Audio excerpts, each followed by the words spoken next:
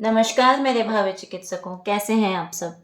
आज मैं आपके लिए माइटोसिस पे एक छोटी-सी समरी लेके आई हूँ, जिससे कि आप डिफ़िकल्ट से डिफ़िकल्ट क्वेश्चन भी ईज़ी वे में सॉल्व कर पाएँ, जिससे कि आप number of chromatids, chromosome, content of DNA पे से रिलेटेड जो भी कोई क्वेश्चन है, उन्हें बड़े आसानी से सॉल्व कर पाएँ। So let's start.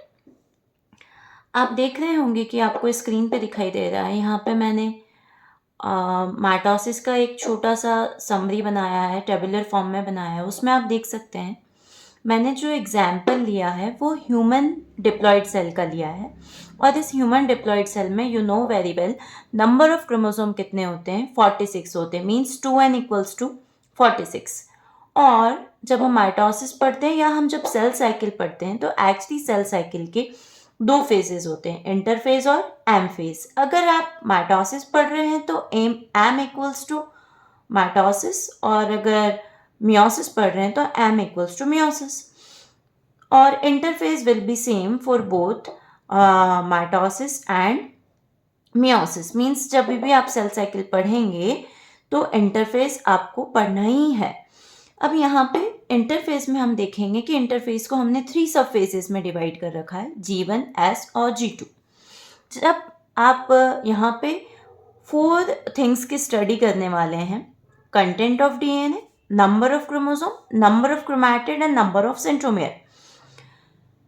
G1 phase में बिकॉज़ हमने डिप्लॉइड सेल लिया है, ह्यूमन डिप्लॉइड सेल हम कंसीडर कर रहे हैं, तो content of DNA is 2C।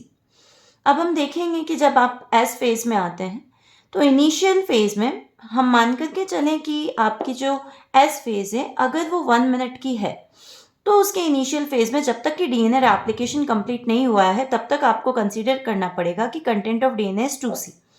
But जब आपका डीएनए रेप्लिकेशन कंप्लीट हो चुका होगा, तो ये कंटेंट ऑफ डीएनए कितना हो जाएगा? डबल हो जाएगा। Means we can consider 2C किस में कन्वर्ट हो गया?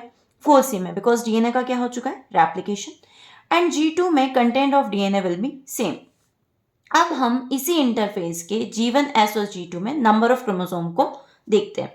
वैसे तो ये बहुत अच्छे से क्लियर है कि इंटरफेस में जेनेटिक मटेरियल क्रोमोसोम के फॉर्म में नहीं दिखाई देता, बिकॉज क्रोमोसोम्स जो होते हैं वो एक दूसरे से उलझे हुए होते हैं, इंटरवेन्ड होते हैं। They are present in the form of chromatin, not in the form of chromosome.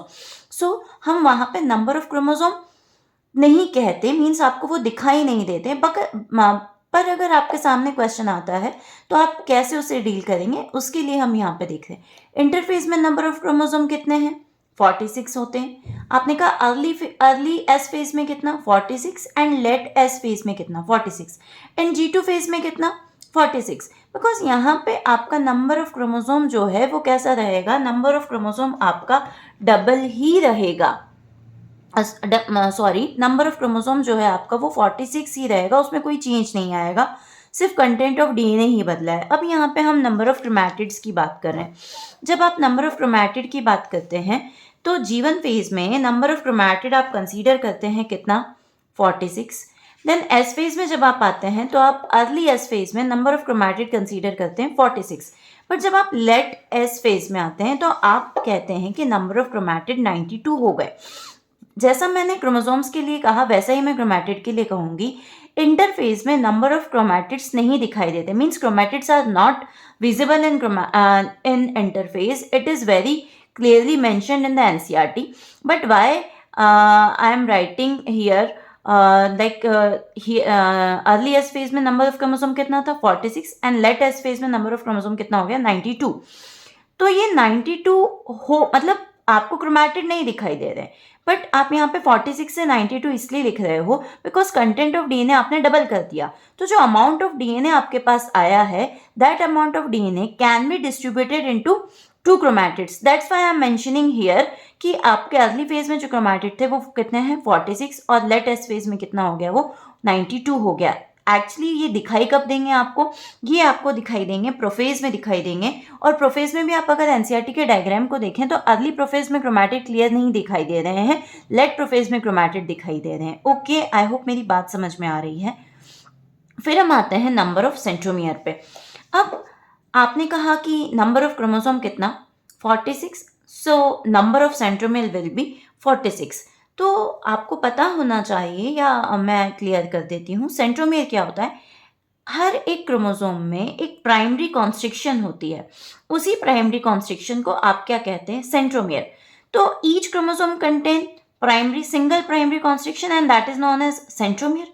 तो अगर आपके पास 46 क्रोमोसोम है तो 40 सेंट्रोमियर। फिर हमने कहा अर्ली एस फेज में सेंट्रोमियर कितने? 46 एंड लेट एस फेज में सेंट्रोमियर कितना? 46। अब मैं यहाँ पे क्यों मैंने सेंट्रोमियर का नंबर की नहीं बढ़ाया है? बिकॉज आपके जो क्रोमैटिड जो मतलब बाद में भी बनेंगे, वो दोनों क्रोमैटिड एक ही सेंट्रोमियर, उन दोनों क्रोमैटिड का जो सेंट्रोमियर होता है वो कॉमन सेंट्रोमियर होता है एनाफेज से पहले तक। अब अपन आए G2 में। G2 फेज में भी नंबर ऑफ सेंट्रोमियर कितना रहेगा? 46। अब आगे बात कर लेते हैं। ये आपका G1, S और G2 में कंटेंट ऑफ डीएनए और क्रोमैटिड्स और क्रोमोसोम और नंबर ऑफ सेंट्रोमियर आपको समझ में आया होगा। नेक्स्ट हम बात कर रहे हैं डिवीजन फेज की। तो एम फेज जो होती है वो आपकी डिवीजन फेज होती है। यहाँ पे हम माइटोसिस की बात करें। अब हमें पता होना चाहिए कि जो डिवीजन फेज होती है उसके दो पार्ट होते हैं। First is karyokinesis and second is cytokinesis.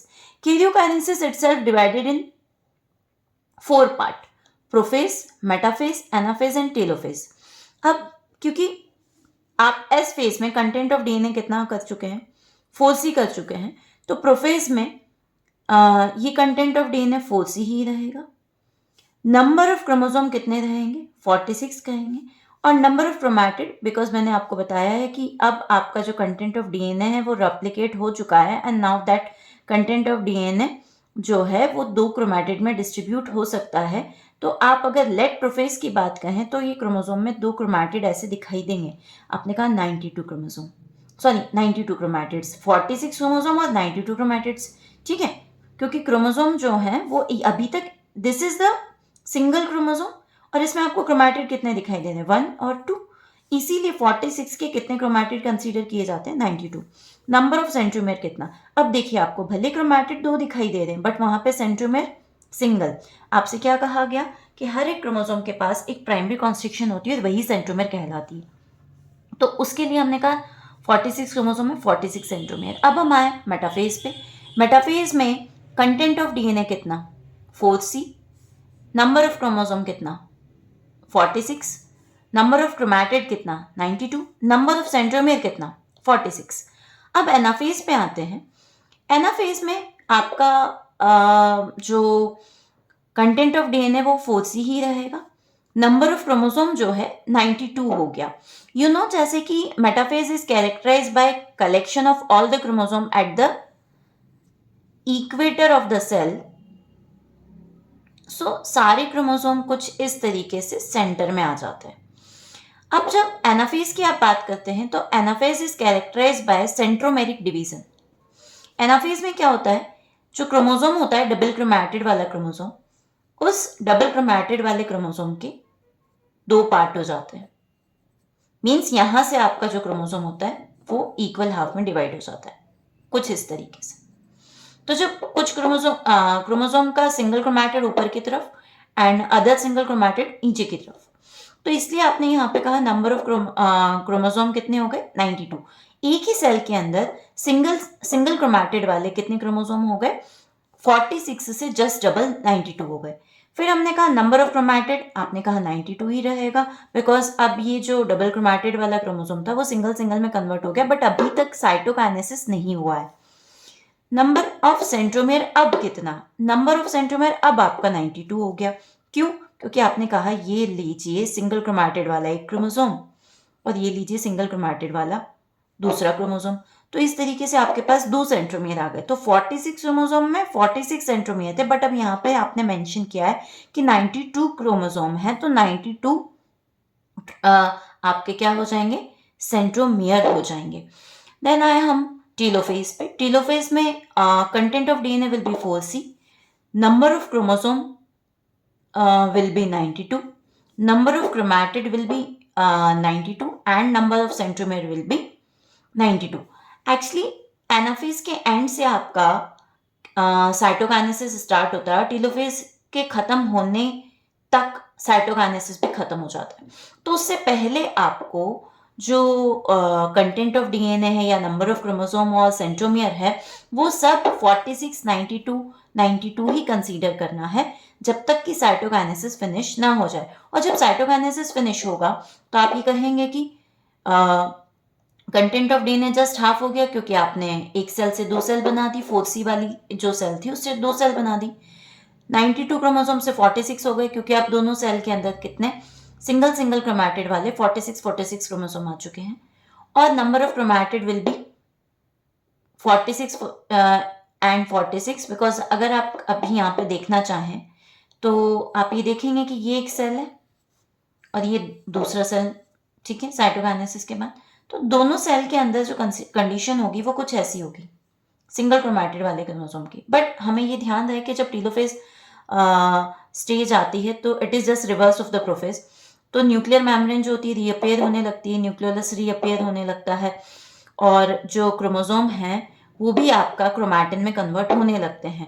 तो क्रोमोसोम थिन और एलोंगेटेड होने लग जाते हैं। मैंने जस्ट आपको समझाने के लिए कहा कि यहाँ पे नंबर ऑफ क्रोमैटिड जो है वो सिंगल क्रोमैटिड वाले 46 हो जाएंगे and number of centromere will be 46 in each cell. So इस तरीके से आप कंटेंट ऑफ डीएनए के, नंबर ऑफ क्रोमोसोम के, number of chromatid and number of centromere के जो भी क्वेश्चंस आते हैं उनको इजी वे में सॉल्व कर पाएंगे।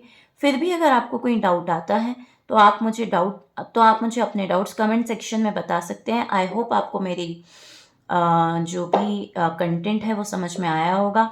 So thank you so much for listening me.